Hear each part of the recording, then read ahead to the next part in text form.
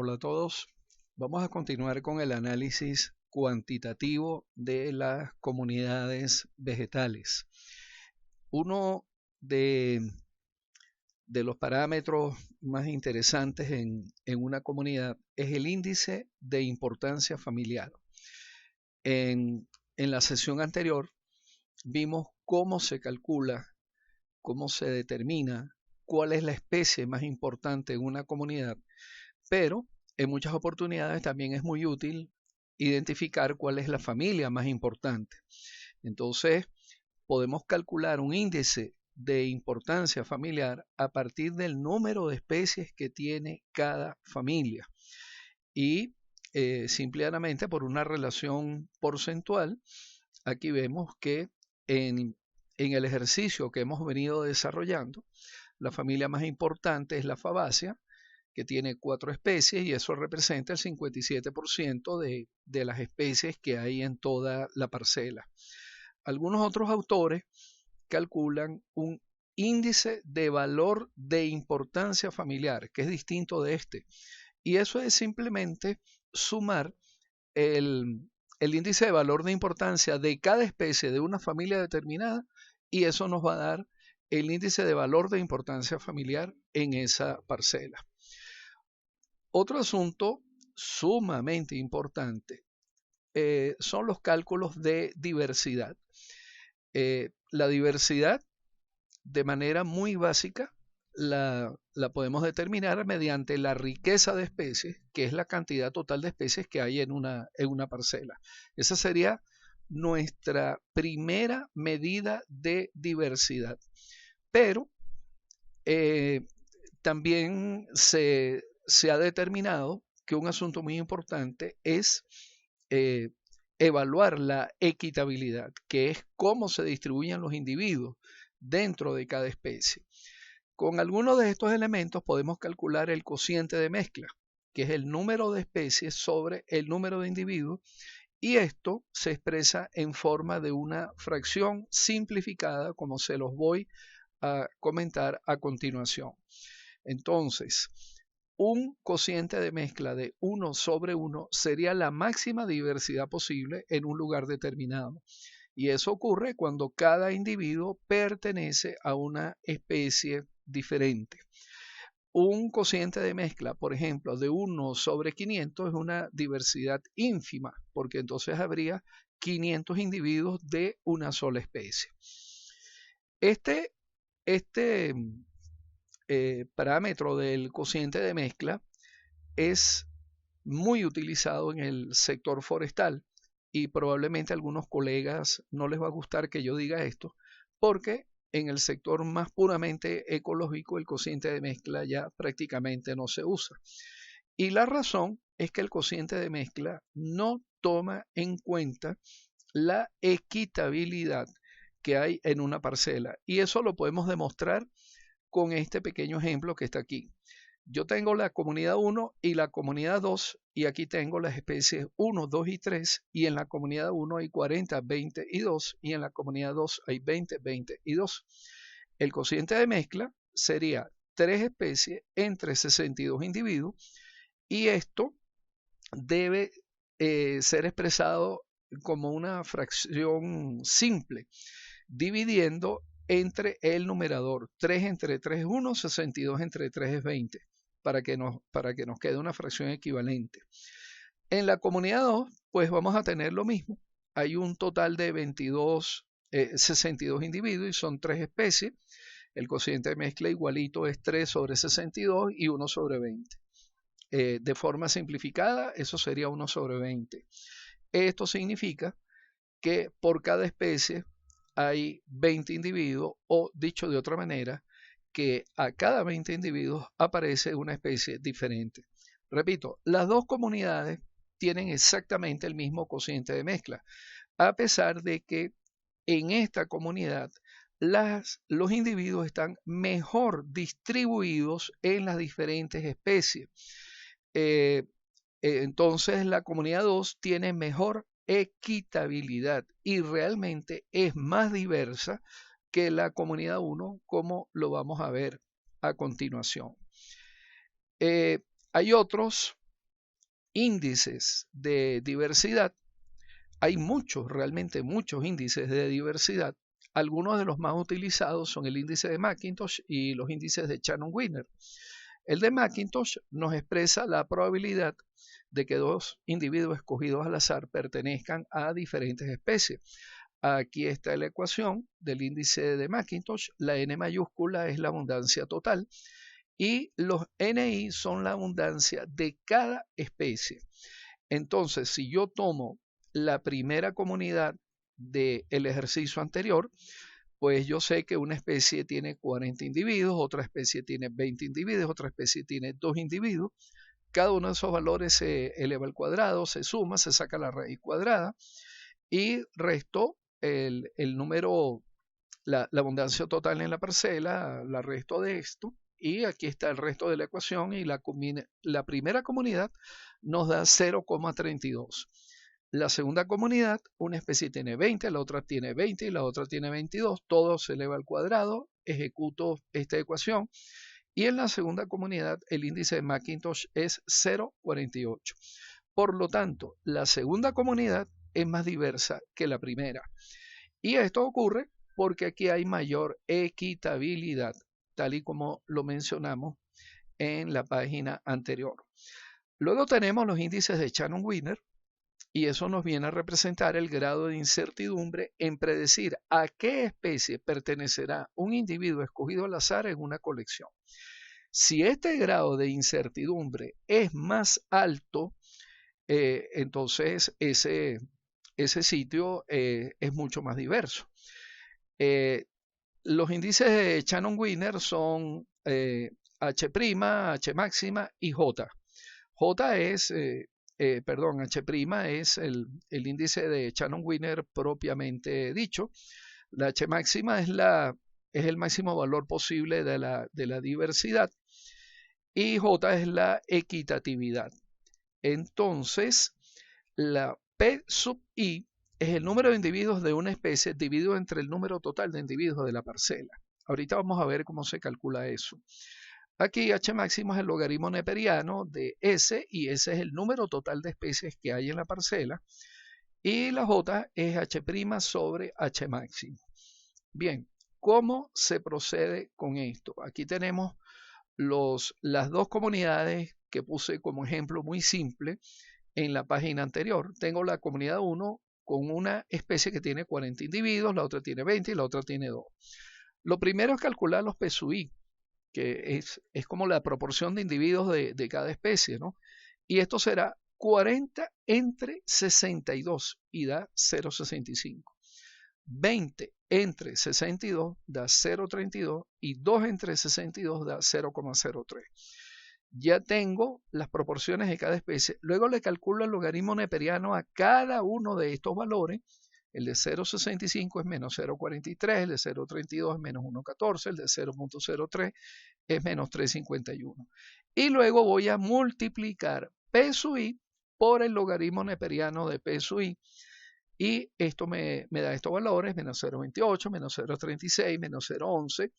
Y a eso le cambio el signo, porque aquí la ecuación de H' dice que es menos pues la sumatoria de cada P sub I por su respectivo logaritmo neperiano. Entonces le cambio el signo y el índice de Shannon H' para la primera comunidad es 0,75. H máximo es el logaritmo neperiano del total de especies. Esto es 1,10, o sea, el logaritmo neperiano de 3 es 1,10. Y J es H', que es esto, 0,75, entre H máximo, que es 1,10. Aquí en este caso la equitatividad me da 0,68. Ese es J. Nos vamos a la siguiente comunidad. Hago el mismo procedimiento. Primero calculo los P sub I. Esto es 20 entre 62 da 0,32, 20 entre 62 da 0,32, 22 entre 62 da 0,35. Calculo los logaritmos neperianos, luego multiplico cada uno de estos valores por este valor. El resultado aparece aquí. Sumo todo esto, el resultado cambio el signo. Entonces el índice H' de la segunda comunidad es 1,09. El H máximo es igual, es 1,10, que es el logaritmo neperiano de 3. Y J en este caso es 0,99. Entonces, aquí estamos demostrando que la segunda comunidad es más diversa que la primera comunidad. Aquí da 1,09 y aquí da 0,75. Y la equitatividad aquí da 0,68 y aquí da 0,99. La segunda comunidad es más diversa que la primera porque tiene los individuos mejor distribuidos en las diferentes especies. Una comunidad que tiene mucha abundancia de individuos en una sola especie es una comunidad que a simple vista va a parecer homogénea. Entonces, desde el punto de vista numérico, pues aquí está demostrado. Esta comunidad es más homogénea que la comunidad 2 y, dicho de otra forma, la comunidad 2 es más diversa que la comunidad 1. Bien, en el ejemplo de IBI, de una parcela en Imataca que estuvimos desarrollando, pues vamos a ver rápidamente cómo se hace el índice de Shannon. Ya les comentaba que lo primero es calcular los P sub I. Aquí lo va a hacer en unos Excel, pero ustedes muy fácilmente lo pueden hacer con una calculadora. Y voy a decir que P sub I es igual a este valor entre 22. Siempre va a ser 22 porque ese es el número total de individuos en esa parcela. Allí obtengo la proporción de la abundancia de la primera especie. Ustedes saben muy bien que hacemos esto en Excel y aquí tengo las proporciones. Luego vamos a calcular el logaritmo neperiano de esas proporciones y aquí tengo ese logaritmo neperiano. Les repito que esto igual ustedes lo pueden hacer con una calculadora y es muy sencillo ese procedimiento. Y luego voy a multiplicar cada P sub I por su logaritmo neperiano igual a esto por esto y me va a dar esto. Y aquí tengo ya cada P sub I por su respectivo logaritmo neperiano. Y al final voy a decir que esto es igual a menos la suma de todos estos valores. Quiere decir que en esa parcela donde calculamos el IBI, la parcela de Imataca, el índice H' es 1,68. De esa forma, sea con Excel o sea con calculadora, muy rápidamente pues, se puede calcular el índice de Shannon-Wiener en cualquier parcela. Entonces, un asunto muy importante en estos valores de Shannon-Wiener es que por lo que yo he visto de levantamientos que hemos hecho en Venezuela, pues por debajo de 2,5 sería un índice de Shannon-Wiener relativamente bajo.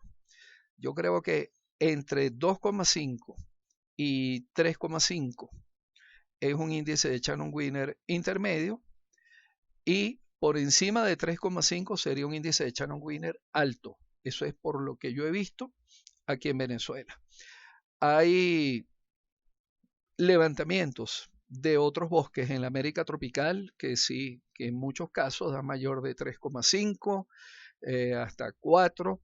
Nunca he visto un levantamiento con índice de Shannon-Wiener que llegue a 5 puntos. Nunca lo he visto. Yo creo que lo máximo en condiciones reales que esto debe estar dando sería entre 4 o 4,5. Creo que sería lo máximo.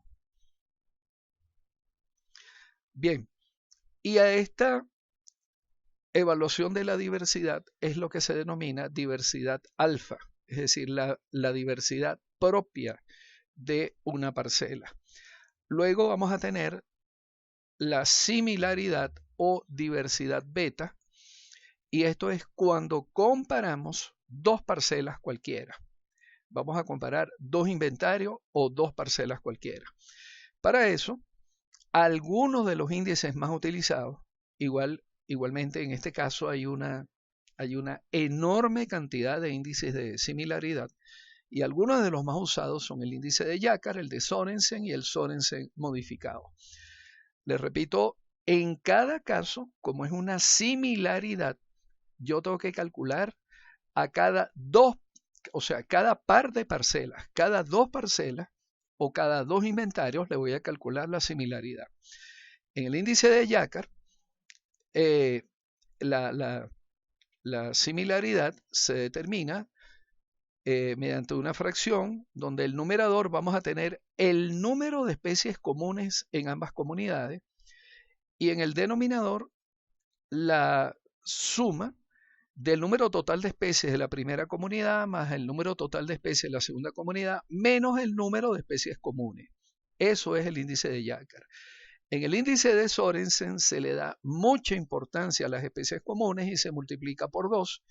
Y en el denominador no se coloca el número de especies comunes.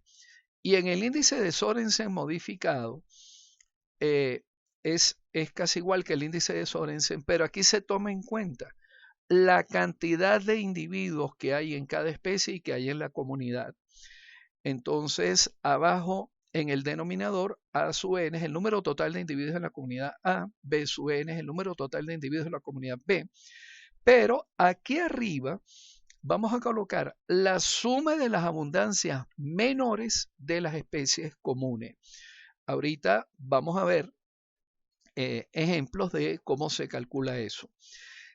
Si toma en cuenta la comunidad 1 y comunidad 2 del ejercicio anterior, que tenía 20 y 2 individuos en una de esas comunidades y en la otra tenía 40, 20 y 2.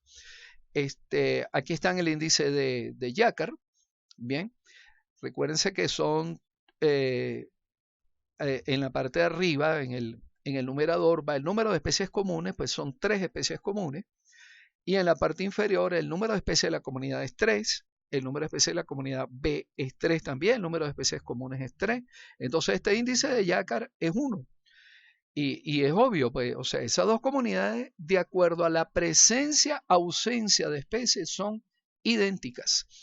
Y en el índice de Sorensen es la misma situación, pero en el índice de Sorensen modificado, sí es un valor diferente porque tengo que tomar las abundancias menores de las especies comunes, y esos son 20, 20 y 2.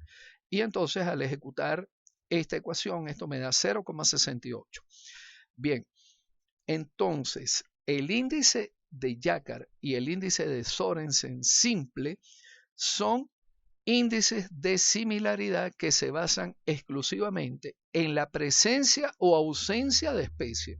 Simple y llanamente con el hecho de que una especie esté presente o ausente, con eso calculamos estos índices de similaridad. Estos son índices muy utilizados, sobre todo por los botánicos, y ya el de Sorensen modificado pues es más usado en estudios ecológicos, así como otros índices de similaridad que toman en cuenta las abundancias de cada especie. Vamos a ver otro ejemplo un poquito más complejo. Este ejemplo se basa en los datos de regeneración natural y sotobosque que están en la página 10. Aquí están las subparcelas, recuérdense que eran 4 subparcelas, y aquí están todas las especies, y esto que está aquí son las abundancias de cada especie en cada subparcela. Y aquí está el total de individuos en cada una de estas subparcelas de sotobosque. Entonces, aquí en cada uno de estos cuadros les he puesto un ejemplo de cómo se hace el cálculo. Estos 3 ejemplos son siempre de la subparcela 1 con la subparcela 2. Aquí está entre paréntesis la 1 con la 2. Y vamos a ver cómo es eso.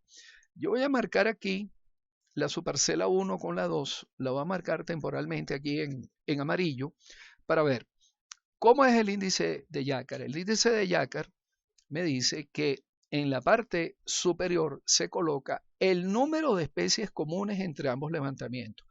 Entonces, entre la subparcela 1 y la subparcela 2, aquí hay una especie común, llevo 1, 2, 3 y 4 especies comunes. De ahí sale este número 4 que está aquí.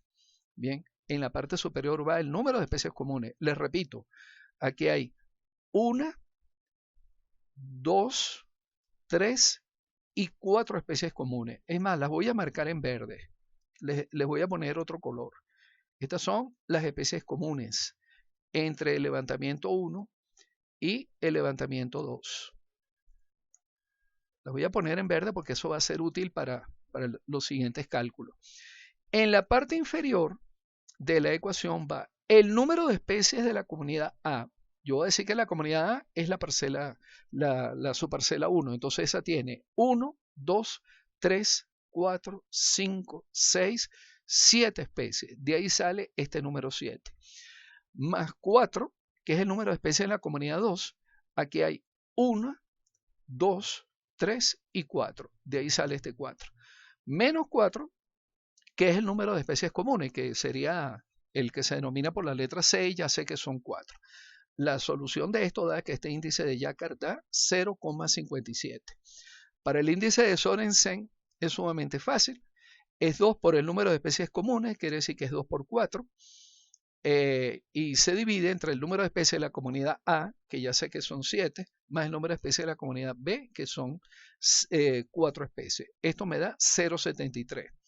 ¿Por qué el índice de Sorensen simple es más alto que el índice de Jacquard? Bueno, porque aquí se le da más importancia a las especies comunes. Entonces, generalmente, estos índices de Sorensen simple son ligeramente superiores a los índices de Jacquard. Ahora vamos al índice de Sorensen modificado. Igual, voy a comparar la subparcela 1 con la subparcela 2 y tengo que en el numerador identificar las abundancias menores de las especies comunes. Todo eso lo sumo y lo voy a multiplicar por 2. Entonces vamos a ver. Aquí, entre la subparcela 1 y la subparcela 2, Alexia imperatriz es una especie común, pero yo tengo que tomar la abundancia menor, entonces tengo que poner 2. De aquí sale este 2. Luego, Zoilera grata es una especie común entre ambas parcelas. La abundancia menor es 30. De ahí sale este 30. Pentacletra macroloba es otra especie común. La abundancia menor es 5 y de aquí sale este 5. Y Rhinorea riana es otra especie común, pero la abundancia común, sí, entre ambas parcelas, la abundancia menor en esa especie común es 46. De aquí sale este 46. Entonces yo sumo todo esto, lo multiplico por 2, lo divido entre el número total de individuos de la primera comunidad, que es 135, más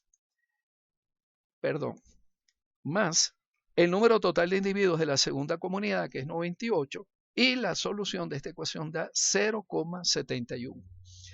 Así es como se calcula el índice de Sorensen modificado. Entonces, todos estos índices de similaridad se expresan o se representan cuando yo tengo muchos levantamientos mediante una matriz de similaridad, que es una matriz de doble entrada, donde lo que voy a llenar es la mitad de la matriz. Porque en la diagonal no hace falta poner nada, porque obviamente en la diagonal es una parcela comparada consigo misma y eso siempre va a dar 1. Y en la parte inferior de la matriz son datos que serían idénticos a lo que están en la parte superior. Por ejemplo, 0,57 es la similaridad entre 1 y 2. Eso sería exactamente igual a que yo calcule la similaridad entre 2 y 1. Aquí en este caso el orden de los factores no altera el producto. Por eso voy a llenar solamente media matriz de similaridad. Y así es como se ve en la mayoría de los artículos que publican este tipo de cálculo. Voy a hacer otro ejemplo. Vamos a quitarle estos colores para que identifiquemos bien. Y voy a hacer el índice de Sorensen modificado entre las subparcelas 3 y 4. Inicialmente los voy a marcar con amarillo, pero ahora voy a marcar en verde las especies que son comunes. Esta es una especie común, la marco en verde. Esta es otra especie común, la marco en verde también. Esta es otra especie común, la marco en verde. Esta es otra especie común. Esto es especie común. Y esta es otra especie común. Entonces,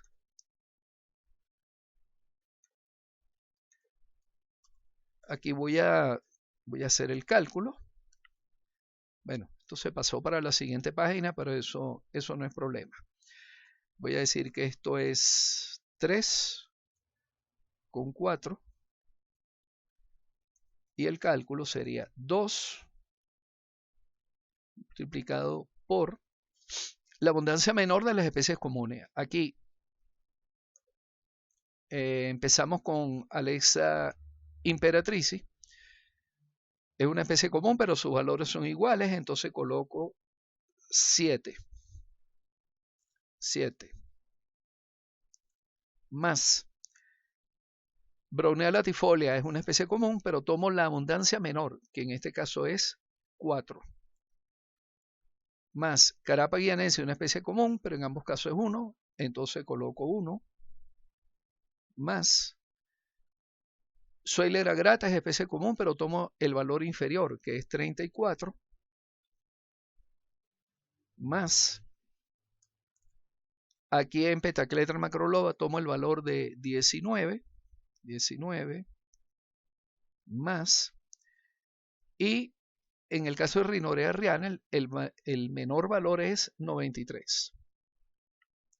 93. Ajá. Y eso se va a dividir entre el número total de individuos de la primera comunidad, en este caso es 162, más el número total de individuos de la segunda comunidad, que es 174.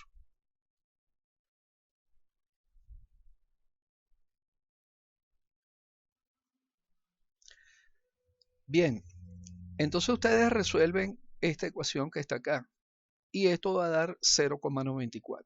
Es una similaridad bastante alta. Esto prácticamente se puede interpretar como que entre las comunidades 3 y 4 existe un 94% de similaridad en su composición florística. Si ustedes ven los datos, pues vemos que hay muchas especies comunes, inclusive la cantidad de individuos de cada especie entre ambas comunidades, pues no varía muchísimo. Mira, Alexa imperatricis son 7 y 7, Brownea son 4 y 6, Carapa es 1 y 1, Zoila 38 y 34, Rhinorea, que es lo que más tiene, 93 y 102, o sea, realmente, así visualmente, uno puede darse cuenta que estas dos comunidades son muy, muy parecidas entre sí en lo que se refiere a la presencia de especies e inclusive en lo que se refiere a la cantidad de individuos que cada especie tiene en cada una de esas parcelas. Ok, entonces ahí tienen otro ejemplo. Voy a borrar esto. Ahí tienen otro ejemplo de cómo se calculan estos índices de similaridad. Bien, ahora vamos a ver otro aspecto que ya lo mencionamos en un tema de poblaciones, que es la estructura diamétrica de una especie o de la comunidad en general. Esto significa que yo tengo que hacer un gráfico que represente cuántos individuos hay en una categoría diamétrica determinada y generalmente hacemos las categorías diamétricas de 10 en 10 centímetros. Esto también se hace es para el levantamiento estructural, para los individuos mayores a 10 centímetros de diámetro. Entonces, en el ejercicio que estábamos llevando de la Reserva Forestal Imataca, donde calculamos IBI, IBIA y esos otros parámetros, ustedes identifican cuál es la clase diamétrica de cada individuo y eso debería darles esta estructura diamétrica. Recuérdense de lo que vimos en el tema de poblaciones. Hay estructura diamétrica regular o piramidal. Esto no es una estructura totalmente regular o piramidal. Para que sea piramidal, este escalón debería estar por aquí más cerca. Debería aparecer este escalón intermedio y aquí no tiene nada. Entonces, así como lo estamos viendo, esto sería una estructura irregular. Pareciera que hay demasiada mortalidad entre la primera y la segunda categoría. En la tercera no hay ningún individuo. Y esto lo que me está diciendo es que es una comunidad que es poco estable. No tiene una amplia base poblacional. La regeneración es abundante, pero luego cuando pasa al siguiente estadio, hay una mortalidad muy, muy elevada. Eso es lo que más o menos uno puede interpretar de este tipo de gráficos. Les había señalado antes que algo que se ha rescatado muchísimo y está otra vez de moda en la literatura son los perfiles de vegetación. Para esto se puede levantar una parcela de 100 metros de largo por 10 metros de ancho. En cada individuo hay que tomar, además de la identificación, las coordenadas de ubicación XY. Es decir, si estos son 10 metros de ancho y aquí son 100 metros de largo, aunque esto realmente parece que llega a 50 metros de largo solamente en esto que está aquí representado, ¿no? Entonces yo tengo que hacer un eje de coordenadas XY para localizar exactamente cuál es la posición del individuo. Y hay que tomar la altura total del individuo, la altura de la copa, la altura de fuste y las proyecciones de la copa también en el sentido X y en el sentido Y. Esto sería en esta copa que está aquí, este sería el X1, hacia atrás es el X2, Y1 es hacia el frente y Y2 es hacia atrás.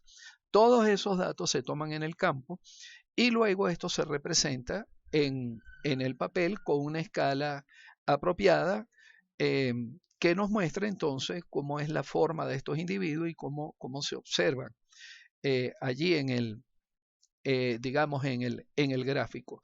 Esto da una muy buena idea de la distribución de los individuos, de la cobertura, de los estratos. Y otra cosa que se hace es que cada individuo tiene un código y abajo se colocan pues las especies correspondientes a esos códigos.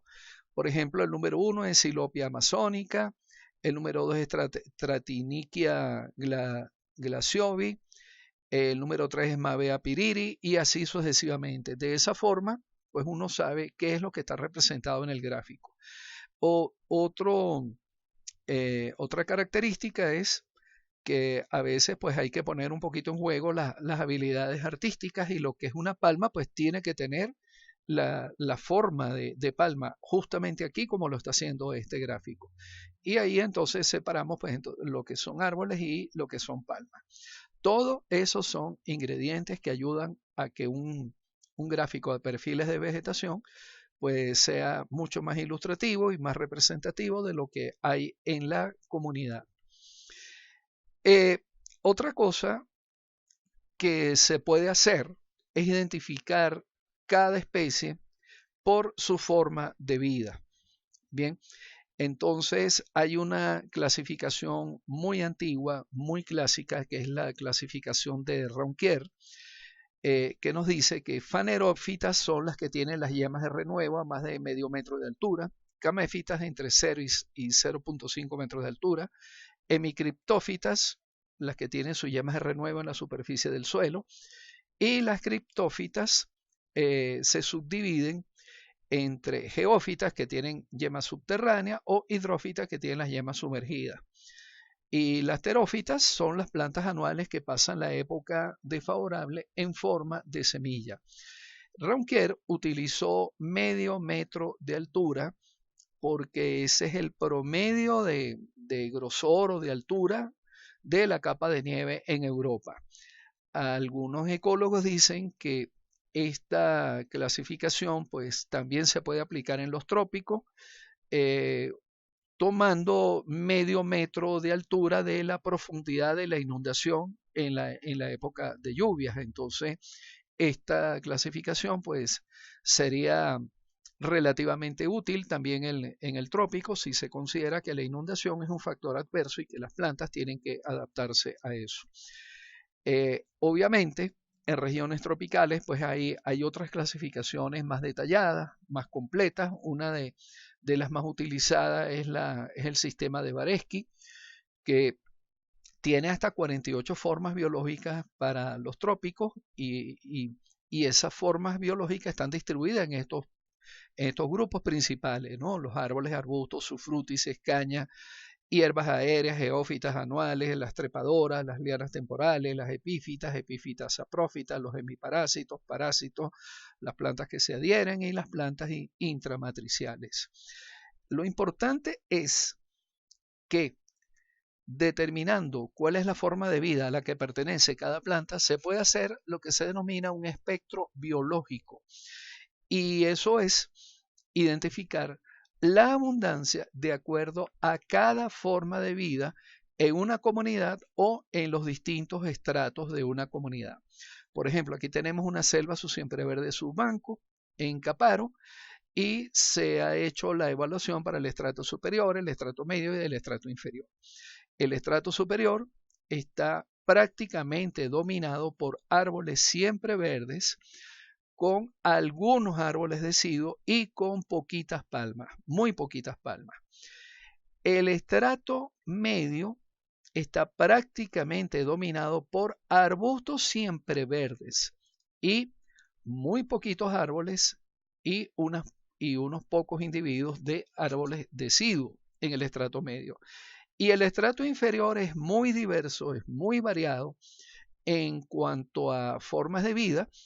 Entre ellas domina, lo que más abunda son las hierbas geófitas, aquí están las heliconias, pero también hay arbustos siempre verdes, hay palmas, hay árboles siempre verdes, o sea, regeneración de árboles siempre verdes y regeneración de árboles deciduos y también lianas.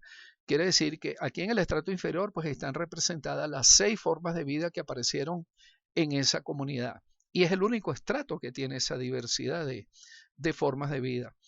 Si hacemos la evaluación en un bosque ralo de bajío, el estrato superior está exclusivamente dominado por árboles deciduos. El estrato medio tiene árboles deciduos y un poquito de individuos de árboles de siempre verde. Y el estrato inferior nuevamente viene a ser muy diverso. Tiene muchas epífitas, tiene plantas caméfitas, tiene árboles siempre verdes y tiene árboles deciduos.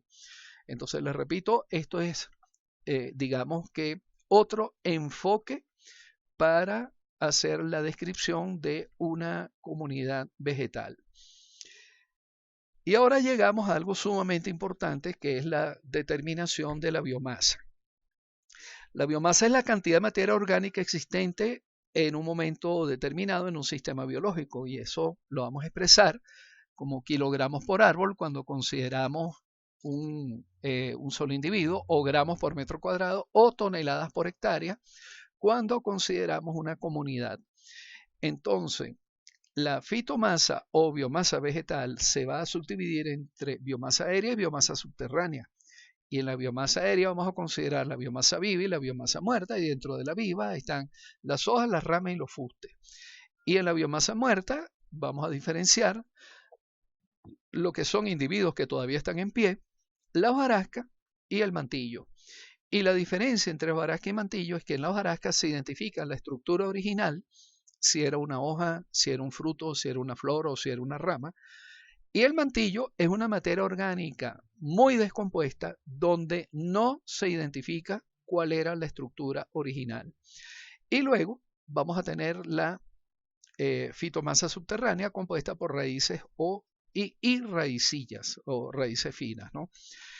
Es muy importante hoy en día los estudios de biomasa porque eso nos va a dar información sobre las características funcionales de los ecosistemas, tales como la producción primaria neta, que es la acumulación de materia orgánica durante un lapso determinado, el balance de nutrientes, el flujo de energía.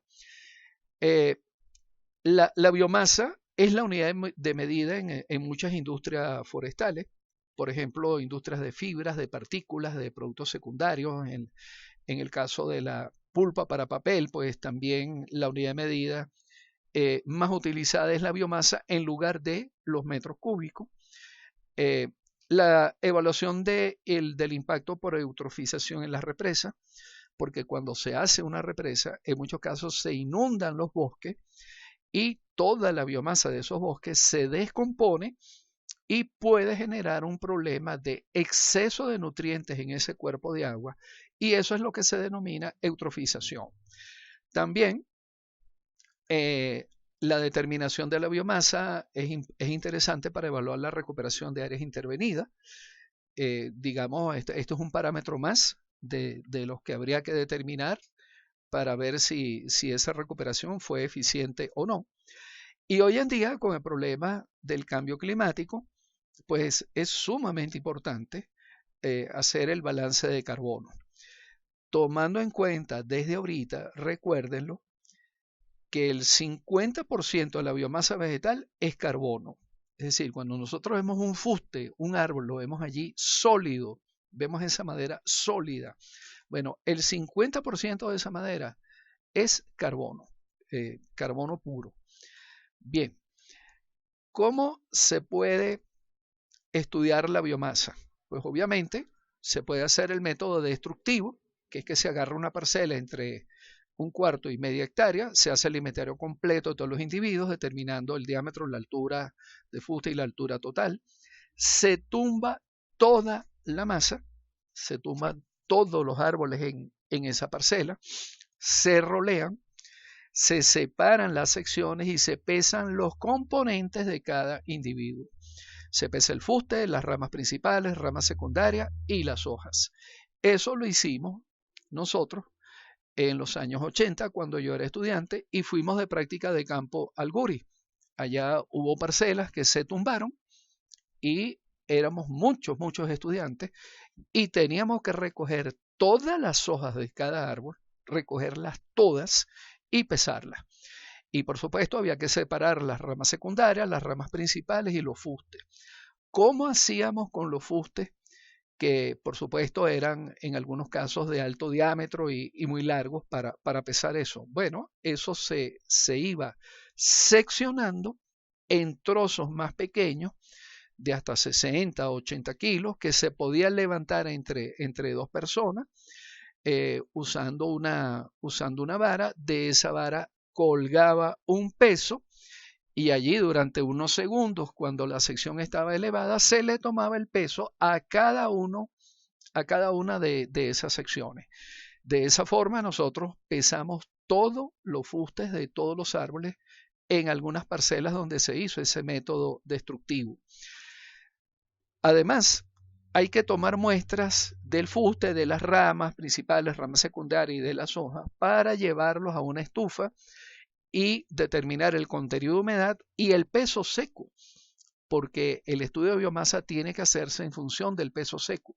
Y cuando decimos que el carbono es la mitad de la biomasa, bueno, pero es la mitad de la biomasa en peso seco, sin tomar en cuenta la humedad.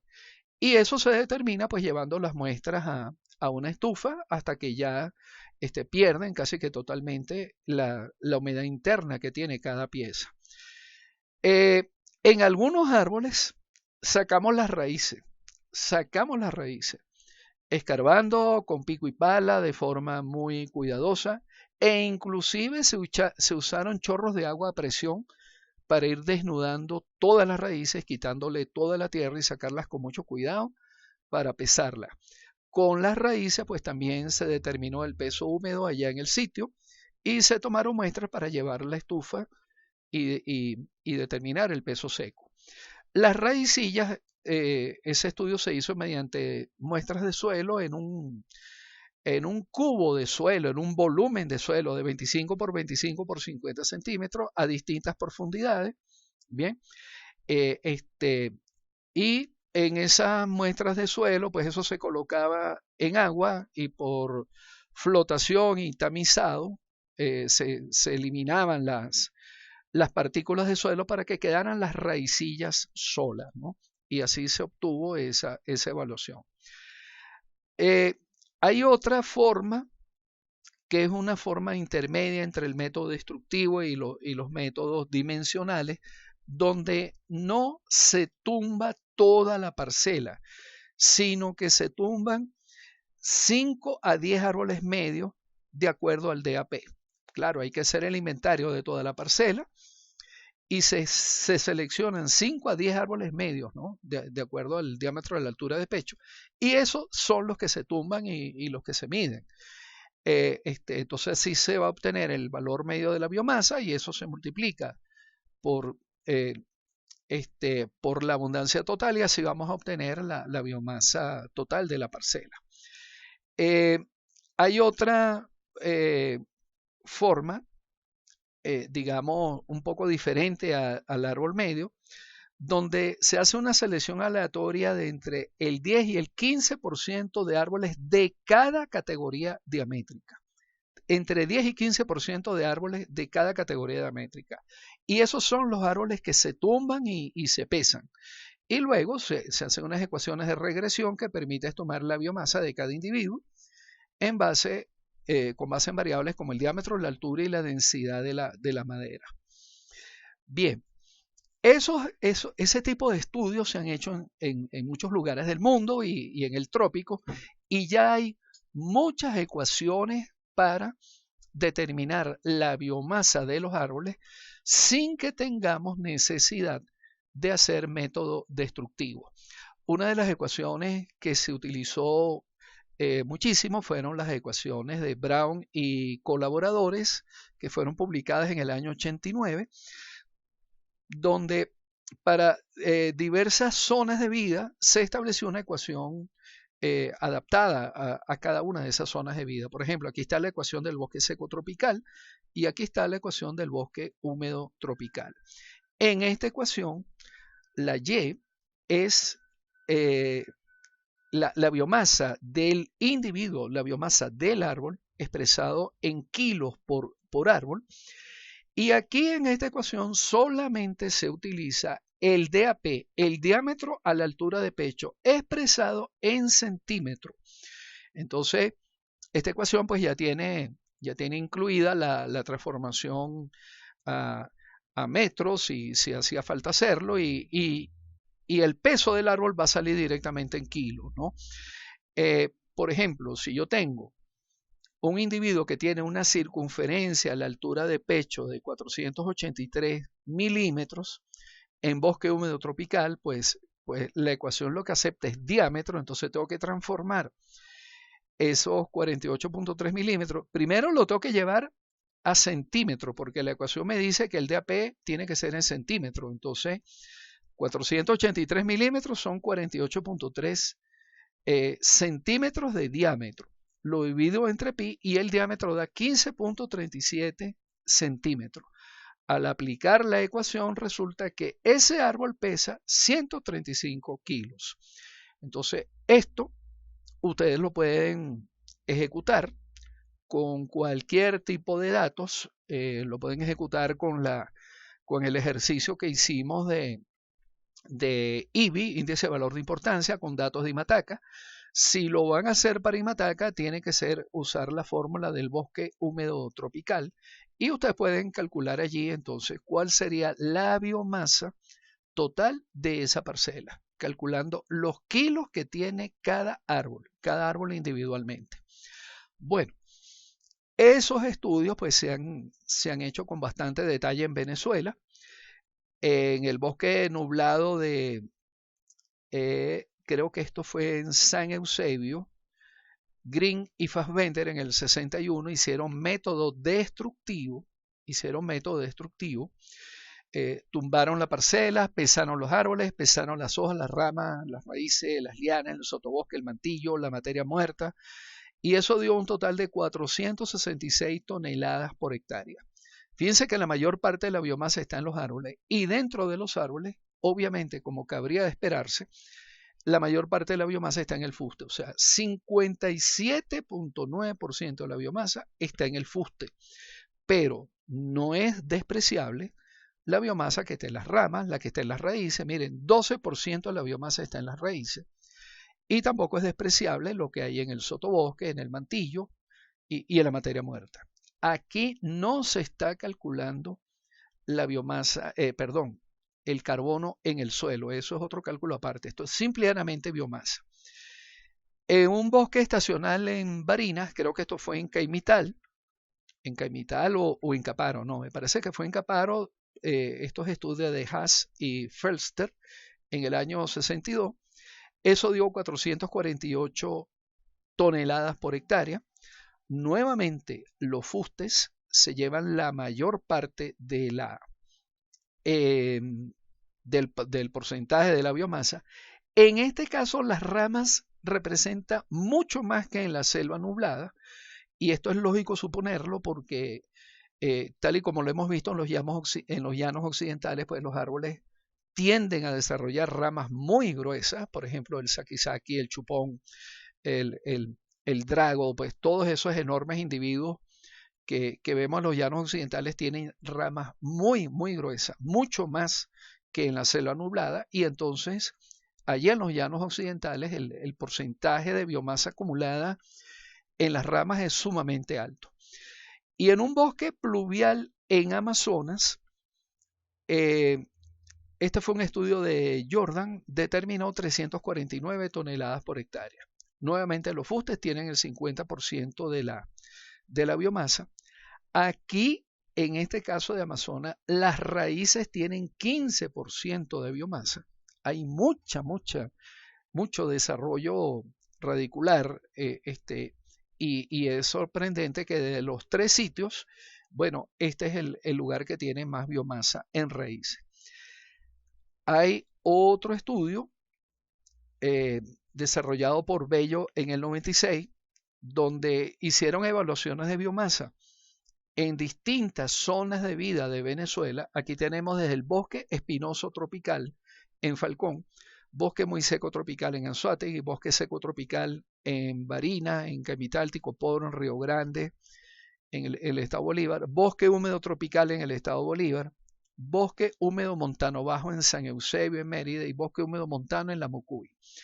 Entonces, fíjense, aquí en esta columna pues tenemos los valores de biomasa con un rango de 18 a 20 toneladas, el espinoso tropical, el muy seco tropical de 110 a 145, aquí está el kilómetro 88 estado Bolívar, llega a 405 toneladas por hectárea la biomasa total de esa comunidad.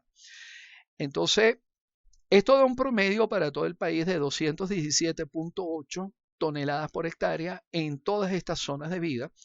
Pero otro asunto muy interesante que ustedes tienen que tomar en cuenta es que si ustedes calculan la biomasa de una parcela y les da 500 o 600 toneladas por hectárea, lo más seguro es que tengan algún error.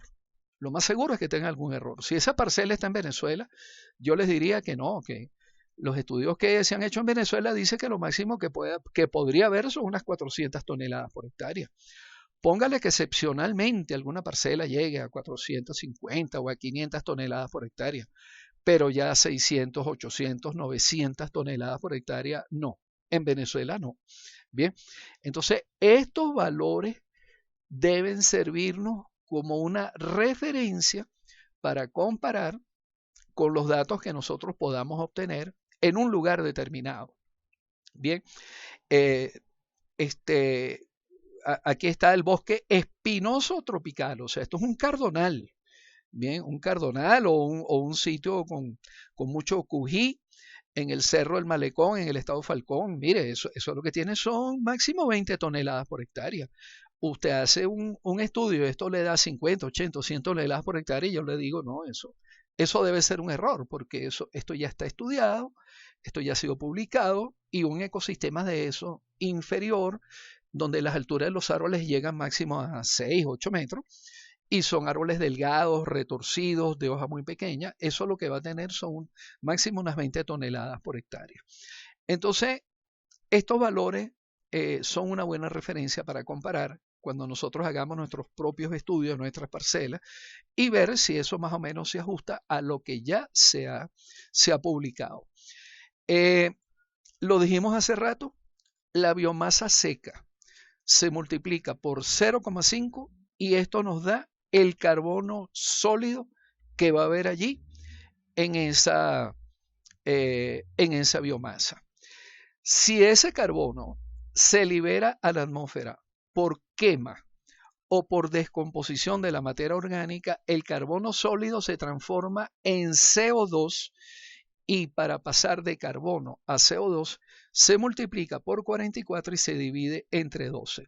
Y estos valores surgen del peso atómico y de la molécula de CO2. Bien, el carbono no va a la atmósfera de forma sólida, el carbono va a la atmósfera en forma de molécula de CO2.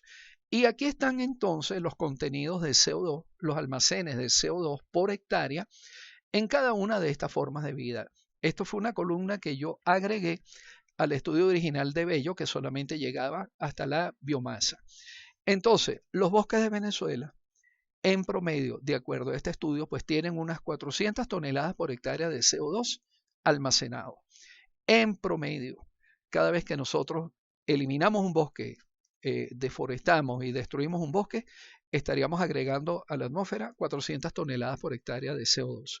Algunos ecosistemas pues tienen mucho más CO2, por supuesto. ¿Ve? Los bosques de Río Grande en el estado Bolívar, eso es cerca del Palmar, tienen casi 647 toneladas por hectárea. Y los bosques del kilómetro 88, bosque húmedo tropical allá en el estado Bolívar, en la vía La Gran Sabana, esos tienen 658 toneladas por hectárea. Entonces, nuevamente, esto es una referencia para que ustedes hagan las comparaciones correspondientes cada vez que hagan una parcela y tengan su propio estudio de biomasa. Bien, entonces, ahora sí, con esto terminamos este tema de comunidades vegetales, que como ya lo han visto, pues tiene muchísimo cálculo y les reitero que la forma de aprender esto es que ustedes lo practiquen, que ustedes hagan sus propios ejercicios y que repitan y repitan esos cálculos para que logren tener un adiestramiento mínimo que les permita ser eficientes cuando tengan algunos datos y puedan y tengan la obligación de hacer esos cálculos. A quien le interese, pues me escribe y le puedo enviar otro ejercicio para que lo practique, pues, ejercicio con datos reales de una parcela. Y como siempre, entonces finalizo este tema diciéndoles que quedo atento a sus preguntas o a sus comentarios. Hasta luego, pues.